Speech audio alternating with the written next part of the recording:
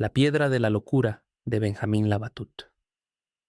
La crisis consiste precisamente en que lo viejo está muriendo y lo nuevo no puede nacer. Durante este interregno surgen los más variados síntomas mórbidos. Antonio Gramsci, la extracción de la piedra de la locura. Durante el verano de 1926, el escritor Howard Phillips Lovecraft percibió la sombra de un nuevo tipo de horror.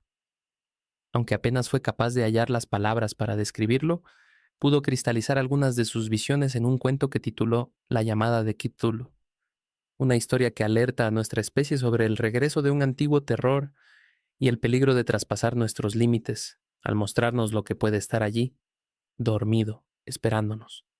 Creo que el hecho más misericordioso del mundo es la incapacidad de la mente humana para relacionar todos sus contenidos, escribió Lovecraft.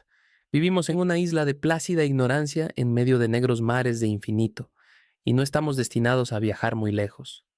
Las ciencias, cada una avanzando en su propia dirección, nos han perjudicado poco hasta el momento. Pero algún día, la suma de todo ese saber disgregado abrirá una perspectiva tan aterradora sobre la realidad y sobre el espantoso lugar que ocupamos en ella, que nos volveremos locos producto de esa revelación, o huiremos de la luz hacia la paz y la seguridad de una nueva edad oscura. En el cuento, un hombre va tras los pasos de una secta que intenta despertar a un dios antediluviano sumido en un sueño eterno. Durante su búsqueda, el protagonista se topa con reportajes y noticias sobre extraños brotes de histeria colectiva, pánico, locura grupal y arrebatos de manía, todos relacionados con tres pequeñas estatuas de un ídolo cuya forma, completamente antinatural, parecía estar dotada de una malignidad intrínseca. Una de esas efigies fue modelada en arcilla por un escultor de Rhode Island, quien vio la silueta del ídolo durante una pesadilla particularmente vivida. Otra fue confiscada por un policía que participó en una redada durante la celebración de un rito vudú en los pantanos de Nueva Orleans, mientras que la tercera cayó en manos de un marinero noruego, quien la encontró en los farellones de una isla ciclópea que surgió de golpe en medio de las olas del Pacífico Sur, una tierra maldita cuyos colosales paisajes violentaban las leyes de la perspectiva, creando un entorno tan anómalo que uno de los compañeros de barco del noruego perdió la cabeza luego de contemplar algo demasiado horroroso como para poder ser comprendido. Un ser descomunal e incrustado de tantas capas de tiempo que hacía que no solo la humanidad, sino el mundo entero pareciera joven y fugaz en comparación. La llamada de Cthulhu fue inspirado por un sueño del propio Lovecraft. Lo describió en una carta que envió a su amigo Reinhard Kleiner. Durante su ensoñación, Lovecraft intentaba vender un espeluznante bajorrelieve que había esculpido con sus propias manos a un museo de antigüedades de Providence, su ciudad natal. Cuando el anciano curador del establecimiento se burló del escritor por tratar de hacer pasar una obra de arte recién manufacturada por una verdadera antigüedad, Lovecraft le respondió: ¿por qué dices que este objeto es nuevo? Los sueños del hombre son más antiguos que Egipto, más arcaicos que el misterio de la Esfinge o que los jardines de la eterna Babilonia. Y esto fue creado en mis sueños. 2 años después de la publicación del cuento de Lovecraft, David Hilbert, sumo sacerdote de las matemáticas del siglo XX, finalmente se jubiló. Fue el matemático más importante de su época y ejerció una gigantesca influencia desde la Universidad de Gotinga, la institución matemática más ilustre del mundo durante las primeras décadas del siglo pasado. Hilbert estableció un programa espantosamente ambicioso para determinar si toda la riqueza de las matemáticas podía construirse sobre un puñado de axiomas lógicos incuestionables. Fue un intento desesperado por rescatar a su querida disciplina de la crisis mortal en la que había caído, causada por nuevas ideas que habían ampliado el universo matemático de forma descomunal, dejando al descubierto paradojas irresolubles y contradicciones lógicas que amenazaban con echar abajo todo su edificio teórico. El programa de Hilbert buscó desenterrar los cimientos últimos de las matemáticas. Históricamente coincidió con el abrupto surgimiento de ideologías fascistas a lo largo de Europa, y también fue, aunque quizás solo de forma inconsciente, un intento por hallar tierra firme y contener el avance de una extraña sinrazón que parecía estar extendiendo sus garras no solamente sobre el paisaje político, sino por debajo de la piel de la ciencia humana más racional de todas, como si estuviese brotando de la herida abierta por pioneros como George Cantor, quien había transformado radicalmente las matemáticas al expandir nuestra noción del infinito. Las extravagancias del infinito y las delirantes formas del espacio no euclidiano fueron solo dos de las fuerzas que comenzaron a horadar nuestra firme confianza en que los fenómenos naturales pudiesen ser capturados con un cepo hecho de números y la atroz complejidad del mundo fuese domada con prístinas ecuaciones y teorías inequívocas. Hilbert y sus seguidores tuvieron que luchar contra una marea creciente a medida que descubrían reinos matemáticos casi imposibles de entender. Múltiples escuelas, con puntos de vista muy distintos, como el logicismo, el formalismo y el intuicionismo, intentaron atrapar el corazón de las matemáticas, fuera para incrustarlo de vuelta en un orden clásico o para liberarlo de los grilletes de un modo de pensar anacrónico y anticuado. Después de jubilarse, en el otoño de 1930, Hilbert dio una clase magistral en Königsberg, la ciudad donde había nacido poco más de 70 años antes. Se presentó ante la Sociedad de Científicos y Médicos Alemanes y habló extensamente sobre las ciencias naturales, la importancia de las matemáticas en la ciencia y la preponderancia de la lógica en las matemáticas. Afirmó, enfáticamente, que nunca debemos aceptar lo incognoscible, que para la ciencia no hay problemas insolubles, que no existe ningún límite ontológico a nuestro conocimiento y que nada debería ser considerado, a priori, más allá de nuestro alcance. Lleno de orgullo germánico, Hilbert culminó su sermón a punto de reventar, proclamando a viva voz: Wir müssen wissen, wir werden wissen. Tenemos que saber, lo sabremos. Casi medio siglo después, en 1977, el escritor de ciencia ficción Philip Kindred Dick dio una charla en Metz, una ciudad en el noroeste de Francia. Todavía se puede encontrar el video en internet. La calidad del audio es terrible y hay que esforzarse para entender lo que dice, aunque, en realidad, lo que dice apenas tiene sentido alguno. El texto que lee se titula Si te parece que este mundo es malo, tendrías que ver algunos de los otros. Y sus desvaríos nos dan un atroz presagio del extraño futuro que, allá por los años 70, parecía estar galopando hacia nosotros, uno que hoy habitamos por entero. Dick habla de la tensión entre la alucinación y la realidad que caracteriza toda su obra. Considera la posibilidad de que existan líneas de tiempo ortogonales, mundos paralelos que intersectan el flujo lineal del acontecer en 90 grados y que luego se separan y ramifican hasta el infinito. Medita sobre el eternalismo y el concepto de bloque de tiempo que propuso Einstein, donde todos los instantes son actuales y donde no hay un pasado en el cual apoyarse ni un futuro que conquistar, solo un presente sin fin extendido hacia la infinidad. Habla de una deidad inmanente, con 1000 cuerpos de Dios colgados como si fueran trajes en un closet gigantesco, y nos ruega que consideremos, aunque sea por un instante, todo el cosmos como si fuese una sola entidad consciente. Cuando parece que Dick no puede viajar más lejos en el paisaje paranoico, postula una idea que hoy está a punto de volverse de sentido común, a medida que la realidad muta y toma formas que desafían nuestra credulidad, a saber, que nuestro mundo, esta sólida masa de roca que habitamos, no es verdaderamente real, sino que deberíamos pensar en él como en un simulacro o una simulación. Lo que aterra de aquel discurso de Dick no es la idea en sí misma. Después de todo, esa noción del mundo como simulacro ha sido popularizada desde entonces por múltiples películas de Hollywood, y muchos de nosotros desperdiciamos una buena parte de nuestros días jugando en mundos sintéticos, haciendo realidad nuestras fantasías más perversas.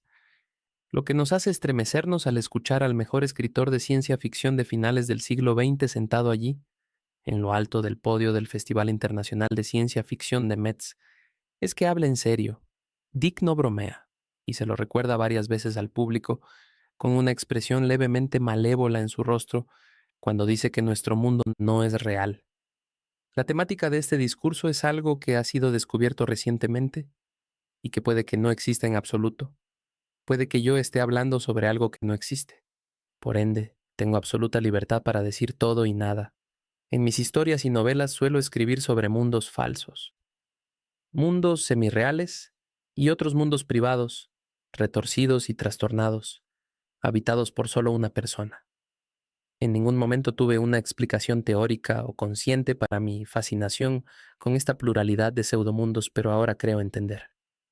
Lo que yo estaba sintiendo era el abanico de realidades parcialmente materializadas que intersectan la que es, evidentemente, la más actualizada de todas, aquella sobre la cual la mayoría de nosotros está de acuerdo, según Consensus Gentium. Dick se había tropezado con estas y otras ideas luego de sufrir una experiencia que alteró su mente por completo. El 2 de marzo de 1974, abrió la puerta de su casa para recibir un paquete.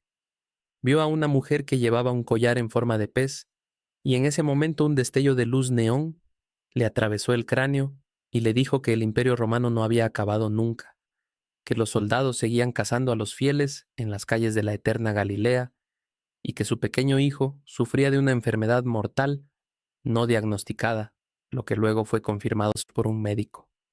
Ese golpe de luz desencadenó una tormenta de información que rugió dentro de su cerebro y lo acompañó hasta el día de su muerte, inspirando sus libros más radicales.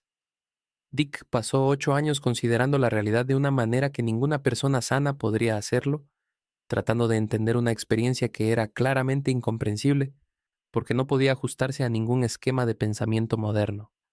Sin embargo, en sus sueños locos, en su maravilloso delirio, él sintió la resaca y el tirón de corrientes subterráneas que han comenzado a despedazar nuestro mundo. El horror atávico de Lovecraft, ese eco profundo que anuncia el retorno de creencias arcaicas y modos premodernos de sentir y de pensar. La lógica radical de Hilbert y las múltiples realidades de Dick se han fusionado para crear la imagen de un cosmos inaudito que no está regido por un orden, sino que se nutre del caos. Si cerramos bien los ojos, casi podemos sentir los tentáculos de los demonios de Lovecraft serpenteando bajo nuestros pies, golpeando el tamborcito que aviva el baile de las teorías conspirativas, alimentando el temor de que, por detrás de las cosas, escondido en el fuero interno y secreto de hombres y mujeres aparentemente normales, latan el mal y la más profunda irracionalidad. Del intento de Hilbert por reducir todas las matemáticas, e incluso todas las ciencias, a la mera lógica, cosechamos la manzana envenenada de los teoremas de incompletitud de Kurt Gödel. Estos probaron, más allá de toda duda, que cualquier sistema formal, si es lo suficientemente robusto como para expresar las operaciones de la aritmética, será incompleto, ya que contendrá verdades que, siendo verdaderas, no se podrán probar con las reglas de ese mismo sistema. Gödel también demostró que si un sistema es completo, si efectivamente puede probar todas sus verdades, será inconsistente, porque estará plagado de contradicciones internas que le permitirán validar cualquier enunciado y también su negación. Una verdad y su opuesto. Juntos, los dos teoremas de Gödel apuntan directo a los límites de la lógica, límites más allá de los cuales aún no hemos podido mirar. Mientras que Lovecraft y Hilbert prepararon, cada uno a su manera, el escenario para el confuso reino que habitamos, lo que ha tomado la delantera es la visión enloquecida de Dick, sus sueños paranoicos, sus alucinaciones metafísicas, sus iluminaciones inducidas por las drogas y sus desquiciados mundos que no paran de multiplicarse y que anidan el uno dentro del otro han pasado a ser parte de nuestra experiencia cotidiana, nos guste o no. Más que en cualquier otro lugar, hoy vivimos en el mundo de Dick, una pesadilla plural y demente en la cual nunca podemos creer del todo en lo que vemos, sentimos y escuchamos, o incluso en lo que pensamos. Lo real está fuera de nuestro alcance. Nuestras vidas se han vuelto tan extrañas e inciertas como el reino cuántico. Lo falso y lo simulado parecen estar asfixiando la verdad, mientras que los aspectos ficticios de la existencia asedian el tabernáculo de la razón. ¿Por qué nos acecha la sensación creciente de que nada tiene sentido? ¿Por qué sentimos que el mundo se va a acabar? Hasta hace poco la mayor parte de nosotros podía ignorar fácilmente la locura. Los hombres y las mujeres enajenados, con sus visiones torcidas de la realidad, tenían poco que decirnos, pero las cosas han cambiado. Una cierta demencia se ha infiltrado en el mundo, gota a gota, y está tomando cada vez más fuerza. Ya no podemos simplemente desdeñar la paranoia, ni tampoco podemos confiar con absoluta certeza en que la ciencia o incluso nuestros propios sentidos será capaz de mostrarnos el mundo tal como es.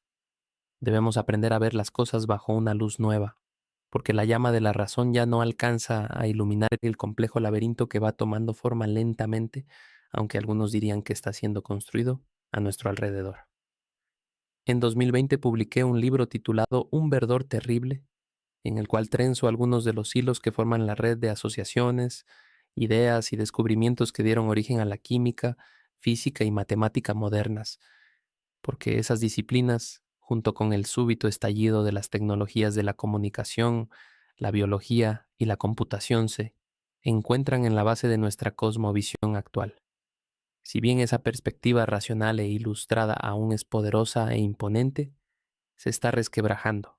Los bordes de la realidad han comenzado a sangrar, y muchos tenemos la sospecha, una sospecha que confirmamos todas las noches al soñar o cada vez que prendemos el televisor, de que esta pequeña ciudadela, el castillo de razón y orden que hemos construido, está rodeada por todos lados, y que sus muros, sin importar cuán altos los elevemos, pueden ser fácilmente derrumbados, no solo por quienes los asaltan desde afuera, sino también por las fuerzas que los embisten desde adentro. Desde que apareció mi libro, me han hecho muchas veces aquella pregunta que figura en uno de sus capítulos: ¿cuándo dejamos de entender el mundo? ¿Alguna vez comprendimos la realidad? ¿Podemos siquiera aspirar a ello? ¿O acaso se trata de algo que está completamente fuera de nuestro alcance? ¿Un sueño infantil? ¿Un resabio de la era de la razón que ahora está cabalgando desbocadamente hacia su fin?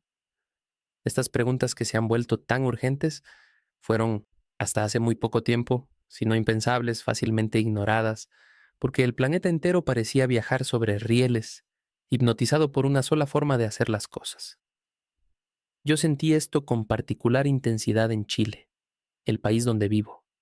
Aquí, luego de los años de pesadilla de la dictadura de Pinochet, todos nos sumamos a la fila, bajamos la cabeza y seguimos las reglas. No había más que un camino por donde avanzar, y prácticamente nadie se atrevió a cuestionar lo que estaba pasando a medida que una forma de capitalismo neoliberal, especialmente perversa, empezaba a adueñarse de nuestra nueva democracia, enredando todas las hebras de nuestro tejido social alrededor de sus garras. Casi todos nos quedamos callados, porque casi todos sentíamos miedo.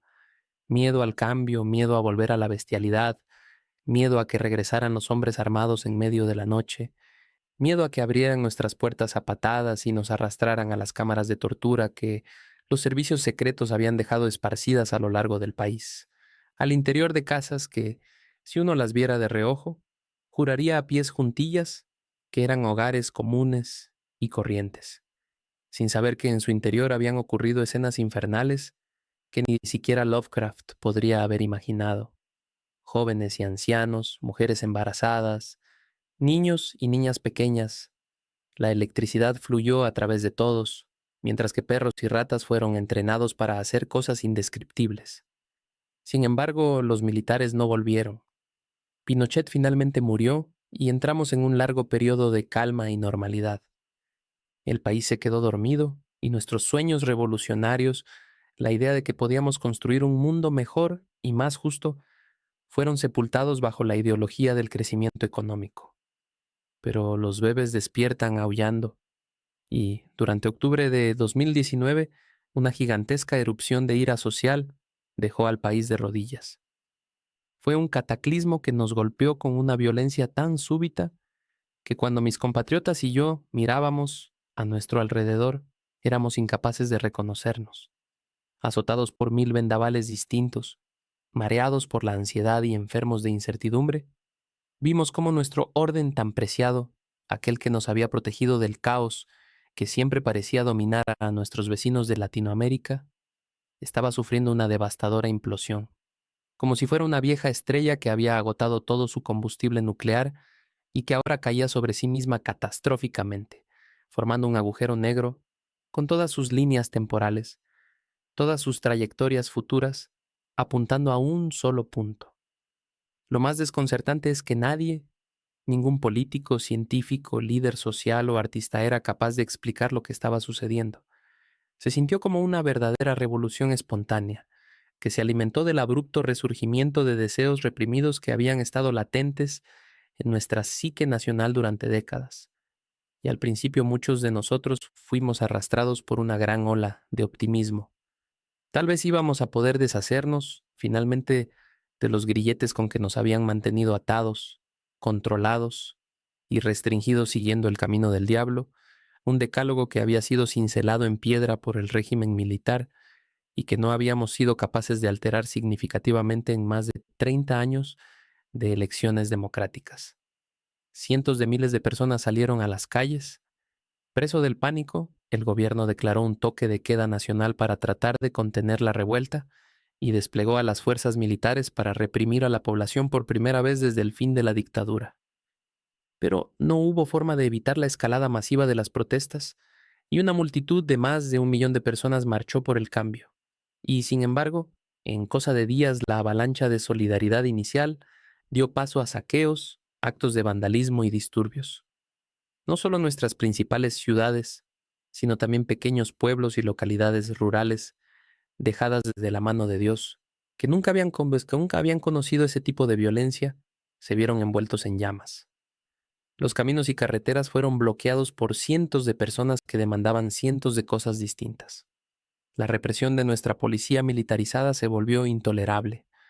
Si eras lo suficientemente valiente como para marchar, aunque fuera de forma pacífica, corrías el riesgo de que te volaran los ojos de un disparo. Nadie era capaz de canalizar las fuerzas que se habían desatado y la plaza ubicada en el ombligo de la capital se convirtió en un campo de batalla. A medida que la violencia de las protestas se fusionó con la violencia del Estado, cada vez más personas sucumbieron al temor. Muchos no se atrevían a salir de sus casas. La tormenta desencadenada por la crisis social azotó al país durante meses. Cuando nos golpeó la pandemia, ya estábamos de rodillas. Esta nueva calamidad, aún más extraña, nos dejó aturdidos y completamente aislados los unos de los otros. Habíamos empezado a construir algo nuevo. De hecho, estábamos a punto de elegir a los representantes para redactar una nueva constitución, justo antes de entrar en cuarentena. Pero el pandemonio de las protestas había dejado poco más que ruinas y escombros, cenizas de los gigantescos fuegos que no alcanzábamos a apagar antes de que alguien viniera a encender el siguiente. El proceso de metamorfosis que habíamos comenzado como nación estaba fuera de nuestro control, y ahora avanzábamos en espiral, incapaces de distinguir si nos encumbrábamos a lo alto, hacia un futuro más luminoso, o si estábamos socavando el suelo bajo nuestros pies. Porque tampoco habíamos visto ninguna señal de advertencia. Después de todo, cuando estalló la crisis social, nuestras cifras macroeconómicas señalaban que estábamos mejor que nunca. Y los números no mienten, ¿verdad? La generación que inundó las calles había tenido una mejor educación y contaba con más recursos que sus padres. Solo un par de semanas antes de que se desatara el caos, el país estaba tan calmo y tan tranquilo que el idiota de nuestro presidente comparó Chile con un oasis, un remanso de tranquilidad en Latinoamérica, inmune al vendaval de violencia política y social que estaba rugiendo no solo en la región, sino a lo largo del mundo entero, incendiando las calles de Hong Kong, París, Londres, La Paz, Praga, Berlín, Bogotá, Beirut, Puerto Príncipe, El Cairo, Budapest, Harare, Seúl, Yakarta, Teherán, Bagdad, Nueva Delhi, Manila y Moscú, entre tantas otras ciudades, y que había encumbrado al poder a lunáticos como Jair Bolsonaro, Donald Trump y Boris Johnson. A pesar de su enorme potencia, nuestra deslumbrante revolución tuvo una cualidad muy especial. Carecía de una narrativa central. Representó algo distinto para cada persona. Su naturaleza amorfa hizo que fuera capaz de adoptar casi cualquier significado. Al no estar definida, lo contuvo todo. Aunque eso le dio una escala colosal y una fuerza inaudita, también socavó el proceso porque nadie estaba seguro de por qué estábamos luchando, por qué habíamos llegado hasta ese punto de inflexión y cómo íbamos a salir adelante. El país parecía mutar de un día a otro, y las demandas sociales eran tan amplias, variadas e indefinidas que las élites económicas y políticas que habían acaparado el poder tan cómodamente durante 3 décadas Se vieron de súbito indefensas, débiles e incapaces de responder al coro de voces que clamaba a gritos por una transformación rápida y radical. Ebrios de furia, borrachos por nuestro deseo de cambio, fue como si hubiésemos desenterrado la Torre de Babel. De pronto todos hablábamos en lenguas distintas, incapaces de comunicarnos los unos con los otros, excepto a través del leve temblor que sentíamos por debajo de nuestros pies. Un estremecimiento que recorría el suelo y que hacía que todo se moviera, al igual que si hubiésemos invocado, con nuestros cánticos y plegarias, a un titán dormido, un cíclope que estaba sacudiéndose el país de la espalda a medida que se ponía de pie. El movimiento de protesta no tuvo una sola causa, ni un principio guía, ni un líder, ni siquiera un simple eslogan detrás del cual todos pudiéramos reunirnos, salvo por esa frase, que coreábamos sin parar, pero que rápidamente adquirió tintes siniestros. Chile despertó y Chile despertó. Sí, Chile había despertado, pero ¿qué vimos una vez que nuestros ojos se acostumbraron a esa luz deslumbrante? Un confuso entramado de violencia y esperanza, un reflejo del presente en cambio continuo, un fulgor que desafiaba el sentido común porque se había fragmentado en demasiadas perspectivas. A medida que las personas grababan y compartían las escenas de la primavera chilena con sus teléfonos celulares, parecía como si quisieran crear, mediante el inmenso volumen de información que producían de un minuto a otro, una nueva imagen de nuestro país. Pero, ¿cuántas personas, habiendo visto esa imagen, no desearon más que volver a dormir y regresar a la tranquilidad del sueño? No había ninguna forma clara de unir todas las chispas y aglutinar las múltiples conflagraciones en un frente de llama coherente, porque lo que estaba pasando era algo tan nuevo, pero avivado a la vez, por los pecados, abusos e inequidades de nuestro pasado reciente que no lográbamos comprenderlo. No fue un golpe de Estado, no fue una insurrección armada, ni tampoco fue producto, como sí lo había sido antes, del esfuerzo de países extranjeros que buscaban derrocar nuestro gobierno. Estallido social fue como lo llamaron los medios, porque esa era la única cosa que sabíamos con certeza. Había sido una explosión, un apocalipsis, un gigantesco surgimiento de una vitalidad primordial, Lovecraftiana, nutrida por ese extraño reflujo a través del cual las energías reprimidas se cuelan en el presente, trayendo de vuelta todas las cosas que hemos decidido esconder, olvidar o negar. Fue una maravilla, una especie de milagro que desafió todas las interpretaciones y que borró la lógica prevalente en un instante. Un Big Bang chileno, nuestra propia singularidad. El documentalista Adam Curtis ha intentado explicar el sinsentido que están padeciendo muchas sociedades, movimientos sociales y revoluciones populares como el fruto de una crisis de la imaginación. Este puede ser un momento en que todas las viejas historias que le dieron sentido al mundo estén colapsando. En este instante, antes de que llegue la próxima gran historia, una masa informe de billones y billones de fragmentos sin ningún sentido está precipitándose para tratar de llenar este vacío. Y por un breve lapso de tiempo en la historia quedamos sumergidos en un mundo que está completamente desprovisto de significado. Pero luego, desde un lugar que hoy no podemos siquiera imaginar, alguien empezará a ensamblar todos esos fragmentos de una forma completamente nueva. Y de ahí surgirá la próxima gran historia. El fracaso de nuestras grandes narrativas en reflejar cómo se siente estar vivo durante la segunda década del siglo XXI y el colapso de ese don divino que nos permite poner la realidad en palabras y dar sentido a lo que nos rodea para compartir una historia común seguramente están en la base de nuestra confusión actual y de nuestra casi total desorientación. Pero sospecho que hay algo más. No tenemos historias para explicarnos adecuadamente porque estamos atrapados en una carrera alocada, desencadenados del pasado y sin nada que nos ate a una imagen fija del futuro, libres de cualquier tipo de restricción pero completamente perdidos. Víctimas de la velocidad nos hemos convertido en alciones, martines pescadores que se desploman en picada, con los ojos cerrados, aturdidos por nuestro propio movimiento. Es como si hubiésemos caído presos de un voraz proceso de total imprevisibilidad. Se siente como si nos estuviéramos saliendo del libro. En 1863, todos los partidos del Campeonato Mundial de Damas terminaron en empate. La explicación es simple. Ese juego había sido tan ávidamente estudiado y analizado hasta en sus más mínimos detalles que los jugadores conocían de antemano las mejores aperturas y estrategias, los ataques ideales y sus contraataques. La gente se dio cuenta de que era posible jugar un partido perfecto simplemente siguiendo los pasos establecidos en el libro, una gigantesca compilación de todos los movimientos imaginables. Después de las damas, se aplicó el mismo proceso al ajedrez. Sin embargo, la complejidad de este segundo juego es tan grande que muy a menudo dos personas pueden alcanzar un punto de absoluta originalidad, una configuración de piezas sobre el tablero que nunca ha sido vista antes. A eso se le llama salirse del libro. Y yo creo que hemos llegado a un momento similar, un momento en que una gigantesca ola de novedad se está derramando sobre el mundo. Y aunque hayamos enfrentado muchas transformaciones de este tipo en el pasado, la velocidad, la violencia y el alcance de la crisis actual no tienen parangón. La irrupción de lo nuevo es un proceso traumático. Hoy, los monstruos y maravillas de la ciencia y de la tecnología nos tienen paralizados. Debemos hacer un esfuerzo constante para no ahogarnos entre las rompientes de una interminable marea de cambios, mientras los poderes políticos y económicos nos apalean hasta la sumisión.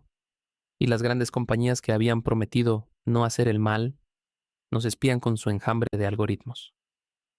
Frente a esta verdadera avalancha de transformaciones, a esta orgía de lo nuevo, no podemos sino temblar, al igual que si estuviéramos viendo la cabeza de una criatura mitológica surgiendo de las aguas del mar. Niega las categorías de nuestro pensamiento, nos hace añorar la seguridad del pasado, nos obliga a cerrar los párpados y rezar para que nos pase de largo, para que no nos consuma el fuego de su mirada y nos deja aislados, tiritando en la falsa seguridad de nuestro mundo interior. Más que cualquier otra cosa quisiéramos desterrarla, enviarla de regreso al infierno del que ha surgido, pero no podemos. La realidad, a diferencia de las sublimes historias de terror que nos regaló Lovecraft, no se adapta a nuestros deseos. Tiene una extraña voluntad propia. Nos quedamos con esa pregunta angustiante, aquella que solo nos hacemos cuando estamos cara a cara con el horror absoluto o cuando un verdadero milagro nos deja mudos. ¿Esto es real? Es la pregunta que se hacen los niños cuando logran escapar de la pesadilla. Es lo que pensamos al despertar dentro de los fierros retorcidos de un auto luego del choque que nos podría haber costado la vida, pero también es lo que sentimos, casi a diario, al prender nuestros televisores o al revisar las últimas noticias en nuestros teléfonos móviles. ¿Esto es real? Ya no hay una respuesta simple a esta pregunta, porque lo que está pasando a nuestro alrededor es real e irreal a la vez. Necesitamos desarrollar nuevas formas de interactuar, no solo entre nosotros, sino también con la ráfaga de información que está siendo dirigida de forma constante a nuestros cerebros. Necesitamos tejer nuevas historias con las ruinas y escombros que dejó el colapso de las grandes narrativas arrasadas por el imparable ascenso de lo nuevo. Hay algunas respuestas evidentes a la pregunta de por qué nuestro mundo se ha vuelto tan incomprensible. Cuando los sistemas son interconectados, su complejidad crece de forma explosiva y comienzan a manifestar fenómenos emergentes que no podrían haber sido previstos desde antes, porque surgen como el producto de múltiples interacciones. Algo similar a lo que ocurre al interior de nuestra mente, con nuestros pensamientos y percepciones. Esa miríada de nuevos enlaces entre aspectos previamente aislados de la experiencia humana puede conducir a una falla catastrófica de nuestra capacidad de comprensión. Pero esa es solo una parte de la respuesta, porque cualquier sistema bombardeado por energía creciente empieza a manifestar un actuar cada vez más turbulento. Su evolución futura se vuelve esencialmente impredecible. El orden se convierte en caos. La humanidad siempre ha temido el caos, aunque ahora se ha vuelto tan común y omnipresente que quizás debiésemos colocarlo al centro de una nueva visión del mundo. Nos hemos aferrado a la idea del caos más que a cualquier otra de las metáforas que nacieron de la ciencia durante el siglo pasado, porque parece expresar y encarnar nuestra condición actual de una manera a la que ningún orden puede siquiera aspirar, sin importar cuán perfectamente equilibrado sea, cuán bello o cuán tranquilizador.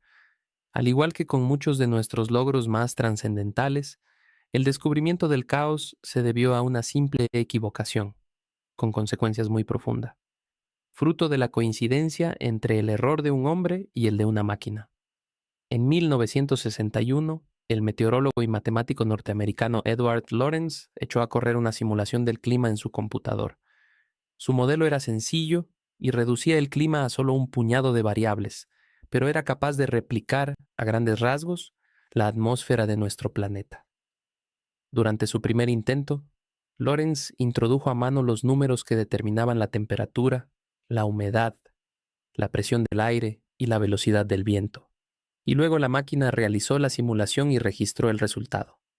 Pero la segunda vez, Lorenz imprimió las variables y las volvió a meter al cerebro del computador, pensando que eran los mismos números, sin saber que su máquina había redondeado las cifras, después del cuarto punto decimal porque no era capaz de imprimir más que eso. Cuando el matemático vio su nueva simulación, esperando exactamente el mismo clima, ya que estaba seguro de haber utilizado las mismas variables, se topó con un patrón de clima completamente distinto que no guardaba ninguna relación con el primero. Ejecutó su modelo varias veces más, y siempre obtuvo resultados distintos, hasta que finalmente detectó el error de la máquina y tuvo una verdadera revelación. Comprendió que su simulación variaría de forma totalmente impredecible si sus condiciones iniciales eran alteradas, incluso de manera infinitesimal. Esta extrema sensibilidad, que lleva a cambios profundos y que resulta de diferencias minúsculas, que ningún ser humano podría profetizar o seguir hasta sus últimas consecuencias, ya que se requiere el inmenso poder de un computador para trazar la evolución de sistemas tan intrincados, está en el corazón del caos. Es algo que va contra todo nuestro sentido común. La sabiduría cotidiana nos enseña que los cambios pequeños tienen efectos pequeños. Pero Lorenz descubrió que para su sistema de ecuaciones lo contrario era cierto. Un error minúsculo podía ser verdaderamente catastrófico, gracias a una epifanía personal que llegó a definir buena parte de la ciencia de su época. Lorenz se dio cuenta de que nunca sería posible realizar pronósticos del tiempo que fueran exactos a largo plazo, porque el tiempo era solo una manifestación de un tipo especial de sistemas dinámicos, complejos y no lineales que, a pesar de ser deterministas, son imposibles de predecir. Estos sistemas caóticos, que pueden cambiar en un abrir y cerrar de ojos, y cuya evolución pareciera ser tan azarosa y aleatoria, no pueden ser domados por ecuaciones comunes y corrientes. Requieren un nuevo tipo de pensamiento. Desde Lorenz en adelante, la ciencia ha encontrado sistemas caóticos donde sea que ha mirado, pero el caos no es lo que parece, no es mero desorden. Hay leyes que rigen sus movimientos. Hay misteriosas formas que trazan la extraordinaria variedad de trayectorias disímiles que surge de los sistemas caóticos, atractores extraños que al ser desplegados a lo largo del tiempo, parecen mariposas aterciopeladas batiendo sus alas, tirando de nosotros con una fuerza implacable. La teoría del caos fue la tercera gran revolución científica del siglo XX, junto con la relatividad y la mecánica cuántica. Pero, como suele ocurrir con las ideas científicas cuando salen de la seguridad de su madriguera y entran en el gran coto de caza de la cultura, lo que se apoderó de la imaginación humana, lo que nos sedujo con inesperada violencia, no fue la extrema sensibilidad ante la variación de las condiciones iniciales, sino el concepto mismo de la imprevisibilidad, la noción de que nuestro mundo, nuestras sociedades, incluso nuestras propias mentes, no son fenómenos que podamos controlar del todo. El caos parece sugerir que hay algo en la esencia misma de las cosas que escapa a nuestro alcance, algo que no somos capaces de ver, sin importar qué tan lejos miremos hacia el futuro, ni cuán poderosa se vuelva nuestra mirada. A medida que la ciencia desentraña, poco a poco, los misterios del universo, nos presenta una visión de la realidad que es, paradójicamente, cada vez más difícil de comprender. Si podemos decir que aquello que conocemos se expande a la velocidad de la luz, lo que no somos capaces de entender crece a la velocidad de la sombra, una que no es constante, sino que aumenta de forma exponencial, como la energía oscura que está desgarrando nuestro cosmos. Sin importar nuestras creencias, hoy todos desconfiamos del orden, de cualquier tipo de orden, e incluso aquellos que tienen fe han comenzado a temer que quizás Dios mismo no sea la entidad omnisciente, todopoderosa y plena de amor que nos prometieron cuando niños, sino una deidad enajenada que descarga su furia contra un mundo que no puede gobernar, aunque lo haya creado. Esta otra divinidad se parece al demiurgo de los gnósticos, un dios incompleto y fallido que ruge y violenta su creación, al igual que esos niños pequeños que destrozan aquellos juguetes que fueron, tan solo meses o incluso días antes, sus objetos más preciados, porque de pronto les parecen tristes, feos, pobres, llenos de una rencorosa nostalgia, intolerables recuerdos del tiempo perdido, de la alegría perdida, objetos inertes desprovistos de esa magia esencial que los hacía parecerían llenos de belleza, de propósito, de sentido. Una deidad trágica que ostenta el poder absoluto pero que carece de comprensión. En eso nos hemos convertido los seres humanos en el siglo XXI. Y si ese es nuestro Dios, explicaría por qué el caos y la irracionalidad se han transformado de súbito en caminos para adentrarnos en el mundo. También explicaría por qué peligrosos lunáticos han vuelto a encumbrarse como nuestros líderes. Traen consigo la fuerza de la sinrazón y cabalgan libremente sobre las frenéticas olas del cambio como no lo puede hacer ninguna persona con decencia o sentido común. Esos oscuros mensajeros que provienen de la parte más honda de nuestro inconsciente, esas voces distorsionadas que podemos oír chillando a nuestro alrededor. ¿Son sirenas que nos llaman hacia el naufragio y la muerte? ¿Son solo idiotas llenos de ruido y furia, contando historias que no significan nada?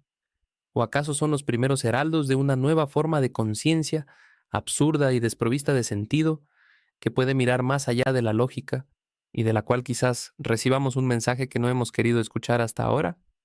Todavía es demasiado pronto como para saberlo. Lo único que sí sabemos con certeza es que la realidad solo se volverá más extraña en las próximas décadas. Al enfrentarnos con la imagen incomprensible que el mundo nos está ofreciendo, tal vez podamos responder a la acuciante pregunta de Lovecraft. ¿Vamos a subir hacia la luz o vamos a retroceder, temblando, de vuelta hacia la oscuridad? Para poder decidir, no deberíamos olvidar las palabras luminosas de ese autor. Los hombres con un intelecto más amplio saben que no hay una distinción clara entre lo real y lo irreal, que todas las cosas aparecen de la forma en que lo hacen solo por virtud de los delicados medios físicos y mentales a través de los cuales cada individuo se hace consciente de ellas. Pero el materialismo prosaico de la mayoría condena como locura aquellos destellos de extrema lucidez que penetran el velo compartido del evidente empirismo. Aunque el espectro de lo irracional siempre acechará el alma de la ciencia, al menos para mí, el llamado a las armas de Hilbert sigue siendo válido. Tenemos que saber, y sabremos.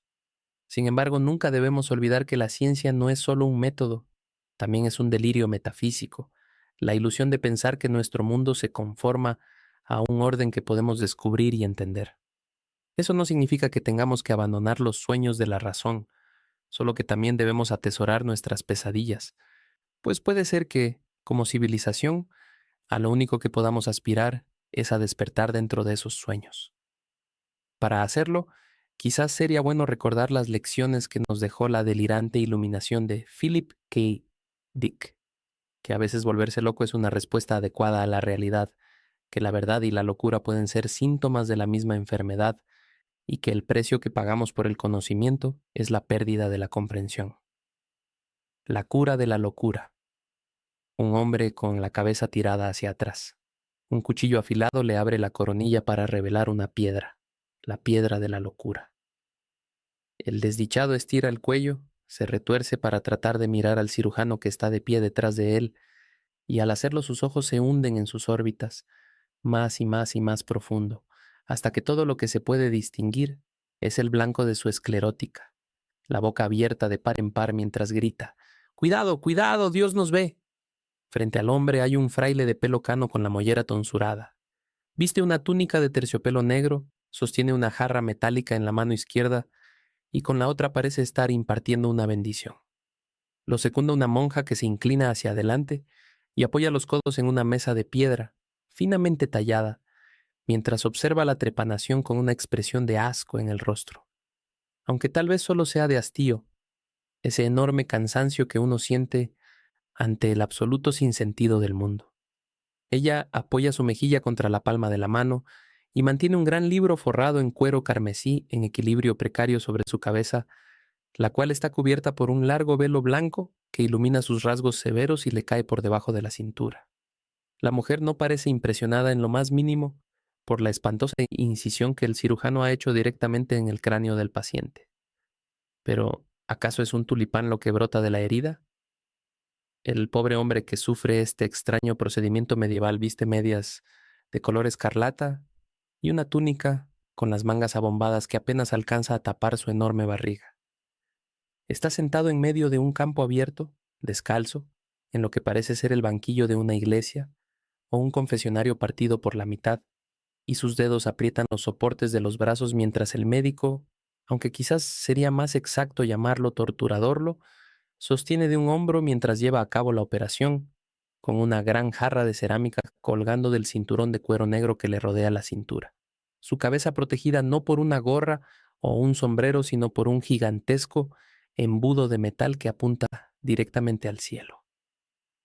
Estos 4 personajes figuran en un pequeño cuadro que cuelga en el Museo del Prado, uno que pasa casi desapercibido para la mayor parte de los turistas, porque está expuesto al lado de El Jardín de las Delicias, un gran tríptico que es, sin duda, la obra más icónica de su autor, ese incomparable maestro neerlandés, Hieronymus van Aken, el Bosco. Gracias a sus 3 paneles abarrotados de escenas lisérgicas del paraíso, la tierra y el infierno, El Jardín de las Delicias es una joya única, una rareza absoluta en el arte medieval, tan imponente que empequeñece casi todo a su alrededor. No solo en esa sala en particular, o incluso en toda la planta, sino quizás en el museo completo. El pequeño cuadro que la acompaña es más humilde. En tamaño mide solamente 48 centímetros de alto y 35 de ancho, pero no en temática. Es conocido por 2 nombres: La cura de la locura o La extracción de la piedra de la locura, y representa una vieja superstición del medioevo, la idea de que la demencia y la idiotez eran causadas por una hipotética piedrecilla que se podía alojar o que tal vez crecía por sí misma al interior de la cabeza. En el cuadro del Bosco, la piedra que el cirujano está tratando de extraer del cráneo del paciente ha sido reemplazada por un bulbo.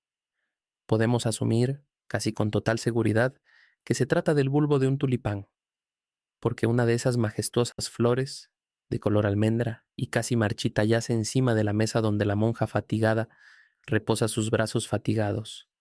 Michel Foucault escribió sobre ese cuadro en su libro Historia de la locura en la época clásica, y dijo que el famoso doctor del Bosco está mucho más loco que el paciente que intenta curar, y su falso conocimiento no hace más que revelar los peores excesos de una locura que es inmediatamente evidente para todos, excepto para él mismo. Suelo escribir sobre la locura en mis libros, y tal vez por eso cada vez que publico, hombres y mujeres extraños aparecen en mi vida como los mosquitos después de la lluvia. ¿Acaso me ven como uno de los suyos? ¿Acaso añoran que alguien escriba elogiosamente sobre sus ideas demenciales? ¿Se sienten justificados, vistos, apreciados? ¿O sencillamente no pueden controlarse como les ocurre tanto a locos como a cuerdos? Uno de mis libros trata sobre varios descubrimientos científicos que desafían la lógica y que alteraron profundamente nuestra visión del mundo. Cuando apareció en librerías, varias personas me contactaron. Un tipo muy entusiasta me escribió para preguntar si acaso conocía la desmaterialización, una práctica que según él los mayas habían utilizado para escapar del tiempo y que había sido redescubierta por un neurofisiólogo mexicano en los años 60, que un día entró a su laboratorio y desapareció sin dejar rastro. Un hombre llamado John, de Vermont, Nueva Inglaterra, insistió con vehemencia en que leyera sus ideas, orgullosamente legas, sobre los quarks como estructuras Tetris interconectadas, las brocas dimensionales o la manera en que las elípticas revelan información que permite que los universos evolucionen desde un punto. Un médico chileno de apellido alemán me invitó a tomar un café, porque estaba seguro de que yo podía beneficiarme al hablar con una persona común y silvestre. Pero el mensaje más curioso de todos vino de una mujer, cuyo nombre omitiré por razones que se volverán evidentes. Ella le envió un correo electrónico a mi traductor al inglés, quien rápidamente me lo mandó a mí, junto con una nota irónica. Bueno, acabo de recibir este correo de una persona evidentemente loca.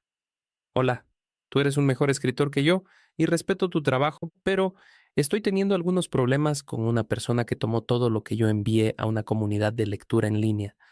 Le hizo un refrito y lo vendió a gente que lo usa para construir su marca literaria. Estoy segura de que no tienes ni idea de cómo opera esta persona, pero creo que tal vez puedas saber quién es porque tú fuiste entrenado por la misma comunidad orientada a la seguridad. Si pudieras hacer cualquier cosa para ayudarme o aconsejarme en este asunto, te lo agradecería muchísimo. Donde sea que voy, me cierran la puerta en la cara. Esta persona hizo que reescribieran mi novela en 3 versiones distintas. Una fue autopublicada, la otra acaba de ser publicada por el escritor supervenías Matt Haig, y otra va a aparecer en la primavera como una novela rupturista y conceptual de una hermosa joven que va a una escuela de floristería y que está casada con un hombre bastante desatento que viaja demasiado. Me comunico contigo porque la novela que acabas de traducir parece que se inspiró en algo que yo publiqué en esa comunidad literaria en línea.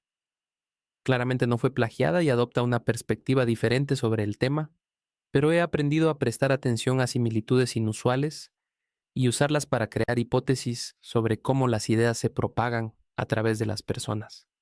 Una de las ideas que he desarrollado últimamente es que hay un mercado negro para libros, que personas como tú son contratadas para escribir y que esos libros son vendidos a niños chilenos estúpidos y ricos que quieren parecer inteligentes. Ese no es mi problema, pero quiero que sepas que la persona que está orquestando todo esto ha robado gran parte de su materia prima de gente como yo.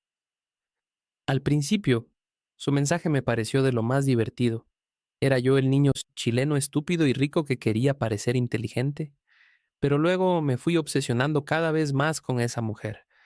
Pasé días completos mirando los videos que ha subido a YouTube y devoré su blog con morbosa curiosidad, luego de seguir el enlace que figuraba en la parte superior de su página web.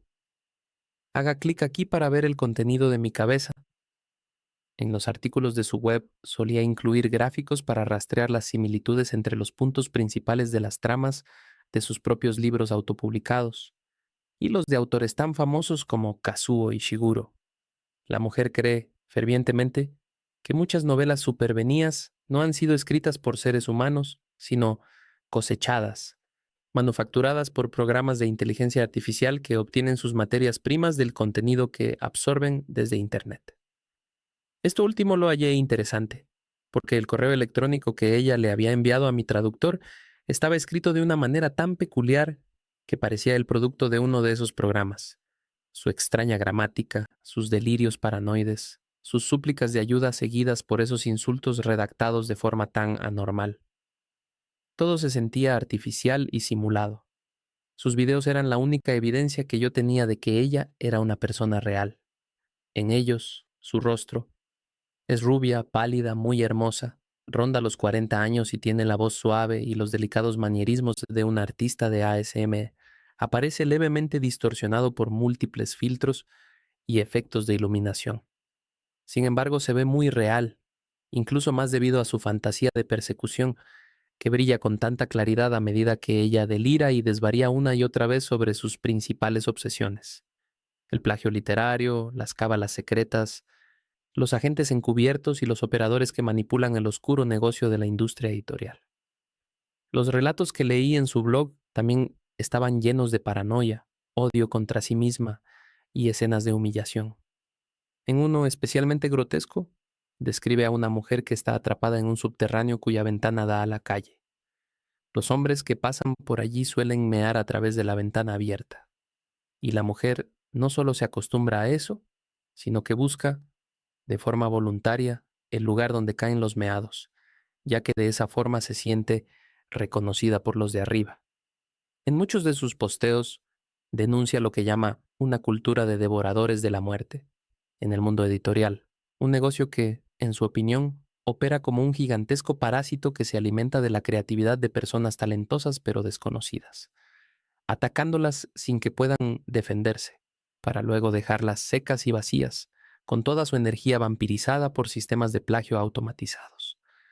Abrumada por el nivel de maldad que ella siente dirigida a su persona y a sus novelas, incluso llega a dudar de su propia existencia, al menos en cuanto se refiere a su némesis, la industria editorial, esa horrorosa hidra de múltiples cabezas.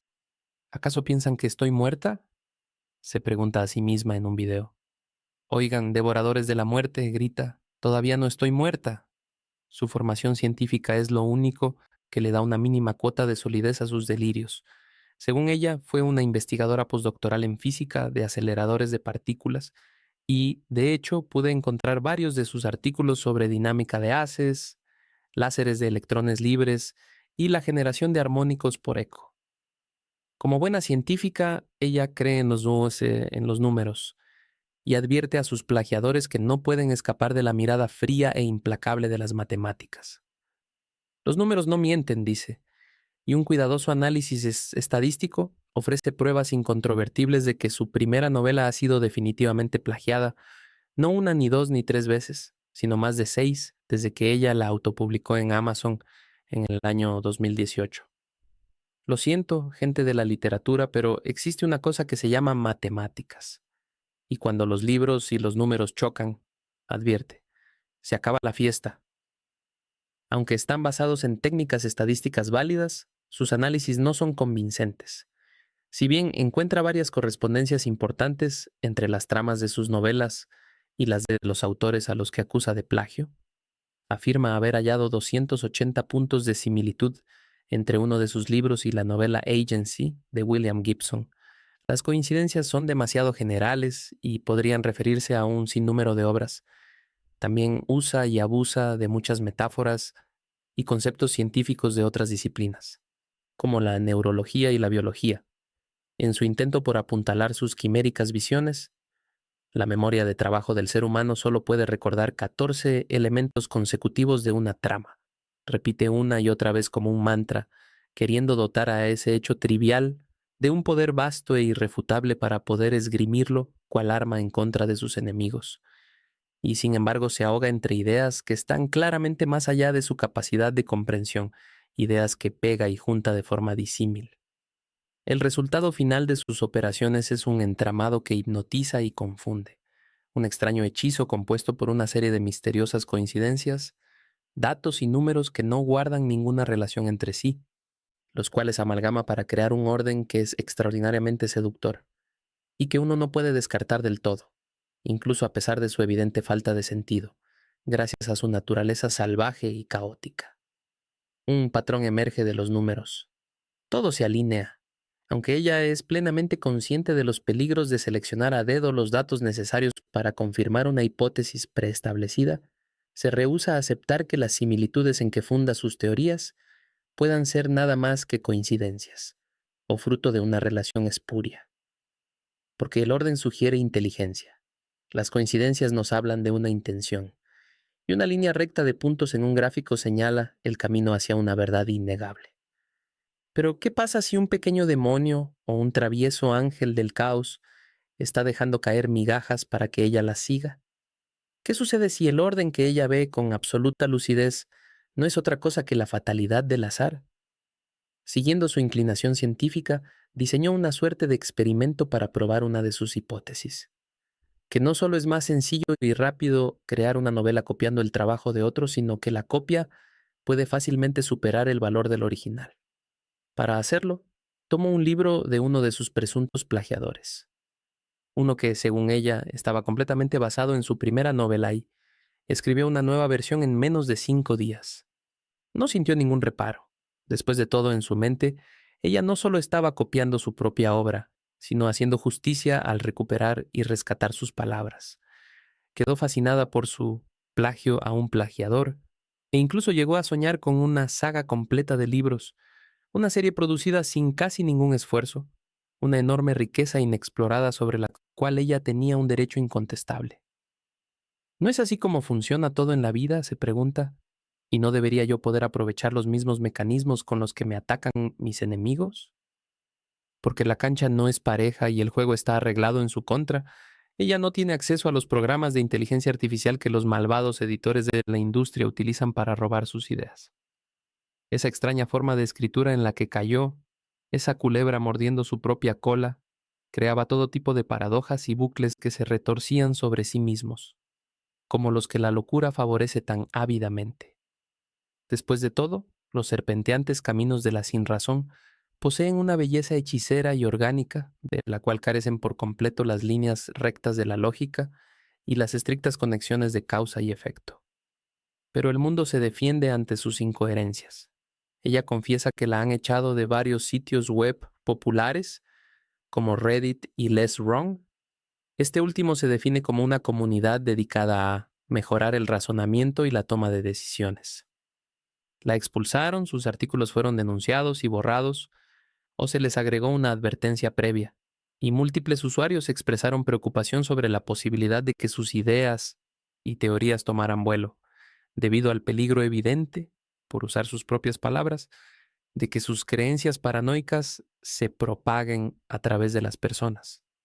Pero ella siempre encuentra nuevos espacios para seguir publicando, o bien se retira a la seguridad de su propio blog donde no tiene que enfrentar críticas, ni ahogar el coro de voces que se levantan en su contra, voces que parecen concordar siempre en el mismo diagnóstico, clínicamente paranoide.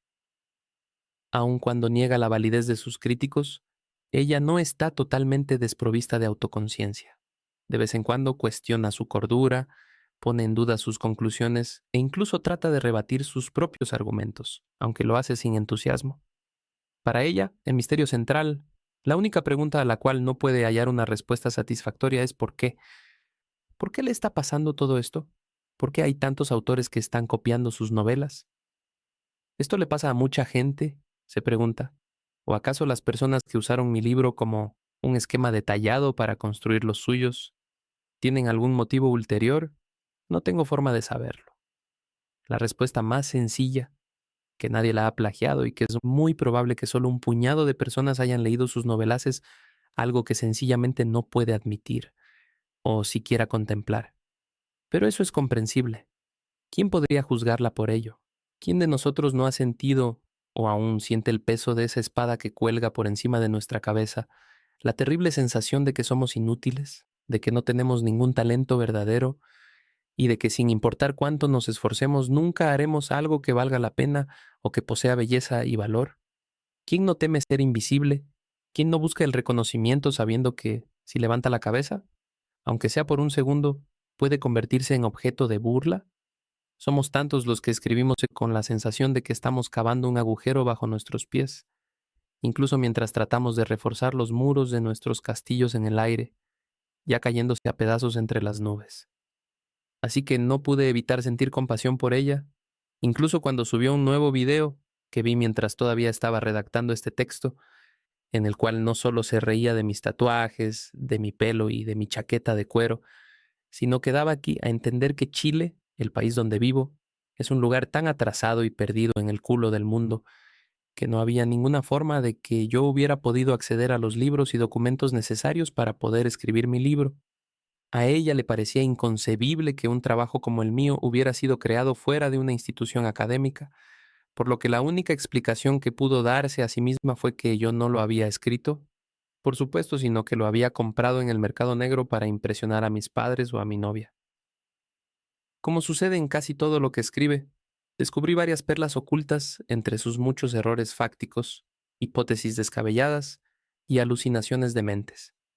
A la mitad de su video, ella se pregunta si acaso dos de los científicos sobre los que yo había escrito, Karl Schwarzschild, el primer ser humano en encontrar una solución exacta a las ecuaciones de la relatividad general, dentro de la cual dormitaba ese monstruo oscuro e implacable, el agujero negro, y Alexander Grothendieck, un matemático asombroso que revolucionó la geometría a mediados del siglo XX y luego desapareció en los Pirineos, donde rechazó por completo la ciencia y se lanzó de cabeza al misticismo. ¿Habían existido realmente?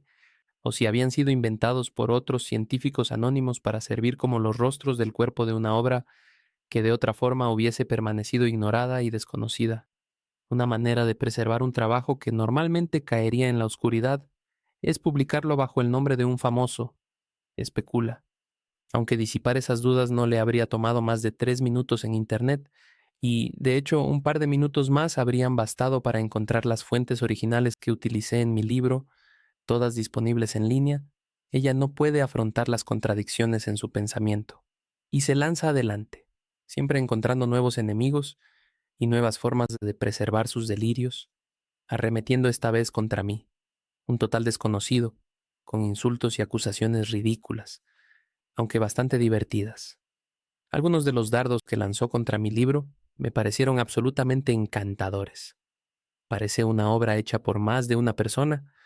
El primer capítulo suena como si lo hubiese escrito un anciano alemán, porque si dependiera de mí, me fascinaría convertirme en una entidad compuesta, una legión de escritores con un fuerte acento germánico que habitaran un solo cuerpo. Cuando me animé a hojear el libro que, según ella, yo le había copiado, no pude encontrar un solo hilo de la trama en común y ni una razón, aunque la razón no es realmente la facultad que opera en este caso, para que ella me hubiese sumado al cacareo de supuestas urracas que estaba picoteando su cabeza para robarle su creatividad. A pesar de su veneno, no puedo juzgarla con dureza, especialmente porque, de vez en cuando, es capaz de escribir líneas que derrochan una belleza inquietante, como aquella que le dedicó al último capítulo de mi libro. Ese texto narra el encuentro entre un hombre que sale a pasear a su perro y un matemático jubilado que dedica los últimos años de su vida a cuidar un jardín en los faldeos de la cordillera de los Andes, donde solo trabaja de noche. El destino final de ese matemático era totalmente desconocido para mí, porque nunca lo desarrollé como personaje, y lo usé solo como un recurso narrativo, pero ella lo puso en palabras de forma maravillosa. Uno puede acabar como un jardinero nocturno, cuya única responsabilidad es podar los retoños indeseados del árbol del conocimiento. Al mirar el video que le dedicó a mi libro y al leer la transcripción del audio que subió a su blog, me di cuenta de que una de las cosas más crueles que escribió parece encajarle a su propia obra como una reluciente zapatilla de cristal. Si uno se acerca y le hace zoom al texto, son puras mentiras, ridículas mentiras. Pero si uno se aleja, hay una verdad mayor que se logra transmitir y que es muy perturbadora.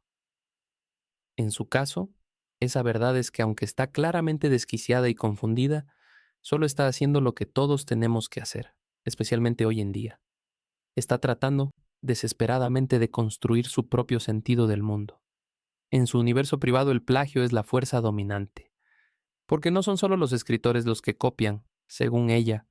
Einstein robó las ideas de su mujer, Newton abusó de Hooke y de Leibniz, Planck saqueó a Ludwig Boltzmann, Galileo Galilei a Giordano Bruno, Richard Feynman a Murray Gell-Mann y Werner Heisenberg a Emmy Noether. Mientras que Erwin Schrödinger, sobre quien yo había escrito, no derivó realmente la famosa ecuación que lleva su nombre, sino que se la robó a una mujer llamada Sophie Germain, quien la había inventado más de 100 años antes. Debido a su implacable monomanía, para ella todas las cosas parecen ser una copia de una copia de una copia, y desenterrar el original, encontrar lo real para poder separarlo de sus innumerables duplicados y simulacros, no es meramente difícil, es imposible. Lo que más me duele es que, al escribir esto, siento como si estuviera haciendo realidad algunos de sus delirios. Estoy tomando sus ideas, estoy usando sus palabras y las estoy remodelando para que se adapten a mis propósitos. En ese sentido, la estoy traicionando. Mi único consuelo es que ella se acercó a mí, le escribió a mi traductor, por lo que este diálogo, que es, lo admito, más bien unilateral, fue iniciado por ella. La forma que toma su paranoia es interesante pero fácil de refutar, aunque su delirio está apuntalado por los métodos y las metáforas de la ciencia, su uso irresponsable de los números y su compulsión por tejer teorías extravagantes que se derrumbarían bajo cualquier análisis serio, hablan de una mente que se está desmoronando y que se descarga contra hombres y mujeres de paja.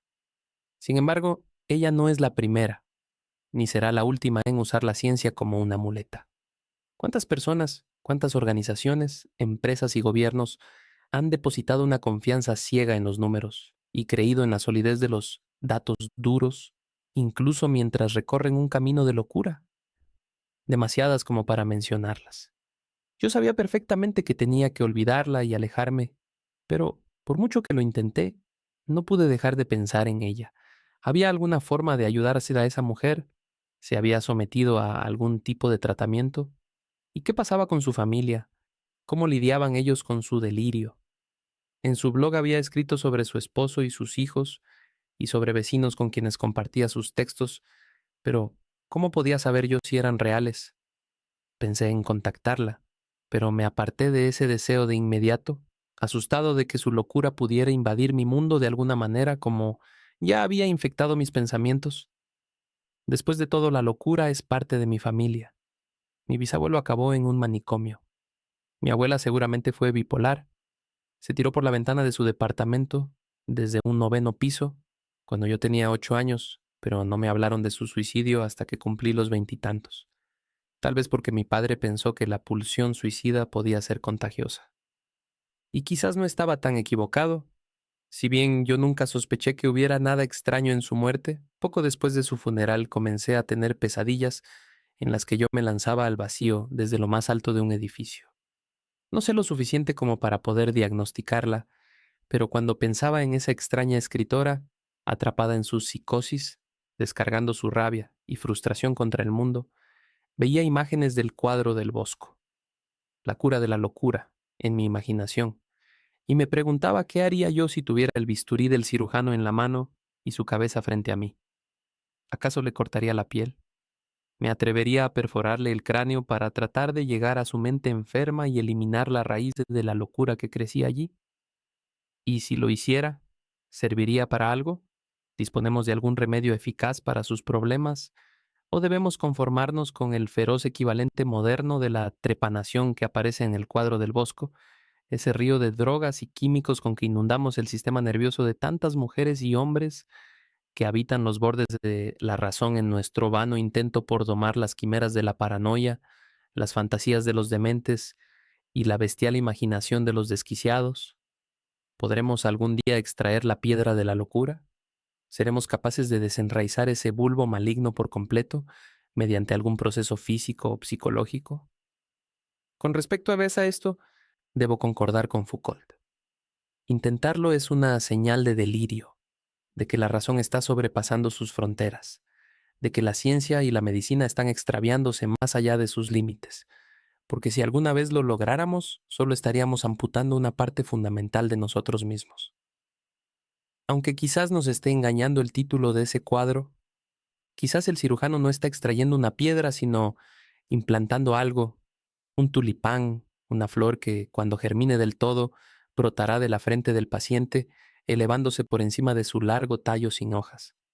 Una flor que, al abrir sus pálidos pétalos de cera, traerá los frutos de la locura, tan fértiles y venenosos de vuelta a nuestro mundo, ascendiendo desde las profundidades donde los hemos intentado ocultar, de regreso a la luz a la que sin duda pertenecen, floreciendo desde ese abismo donde la razón ha decidido desterrar todo lo que no podemos entender, todo aquello que no queremos aceptar.